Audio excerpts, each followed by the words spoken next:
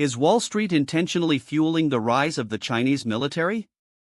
While you're working hard to make ends meet, some of the most powerful financial institutions in America are reportedly using their massive resources to help our primary adversary raise billions of dollars, and they're doing it right under the nose of the US government.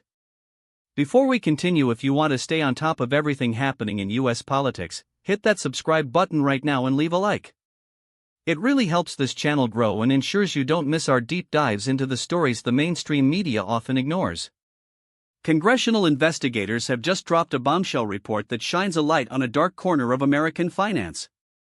The House Select Committee on the Chinese Communist Party has accused Wall Street titans like J.P. Morgan Chase and Bank of America of helping a massive Chinese battery company raise billions of dollars from global investors. The problem? That company, CATL, has been explicitly labeled by the Pentagon as a Chinese military-linked firm. This isn't just about a routine business deal. We are talking about the Pentagon's Section 1260H list, a list designed to flag companies connected to China's military-industrial complex. Despite this designation, the report alleges that these major banks underwrote CATL's Hong Kong IPO and continued to participate in further offerings. Essentially, while the Pentagon was sounding the alarm, Wall Street was busy ringing the register. Now, here is where it gets infuriating. The banks are quick to point out that they haven't technically broken any laws. They argue that because CATL isn't under official U.S. sanctions, they are free to conduct business. They've even claimed that they performed their own due diligence, choosing to trust CATL's word over the assessments of our own Department of Defense.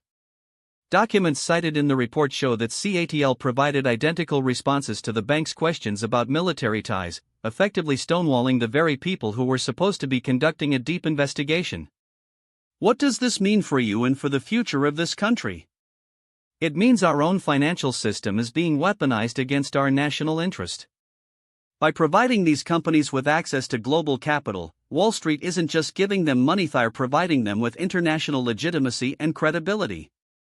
They are helping a company that, according to the report, has deep-seated ties to the People's Liberation Army, gain the influence it needs to keep building up China's military capabilities.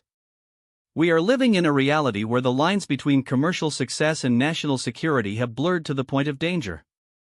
While firms like J.P. Morgan argue that they are simply supporting global supply chains, even pointing to the fact that companies like Ford and Tesla utilize CATL technology, critics argue this is a fundamental failure of moral and strategic leadership. Jamie Dimon, the CEO of J.P. Morgan, has defended these actions, claiming that if the government hasn't sanctioned a company, it's fair game for business. But is legal the same thing as right? This investigation is now calling for urgent policy changes. Chairman John Molinar and his committee want to make sure that American banks are no longer permitted to act as the piggy bank for our adversaries. They are pushing for legislation that would force a hard stop on underwriting for any firm identified as a threat to our military security. The question is, will Congress actually have the guts to stand up to the most powerful banks on Wall Street, or will the flow of capital continue to outweigh our sovereignty? We're at a crossroads where we have to ask ourselves, do we prioritize the quarterly earnings of a few multinational banks, or do we protect the long-term safety of the United States? The current system has a massive gap, and it's a gap that China is walking through every single day.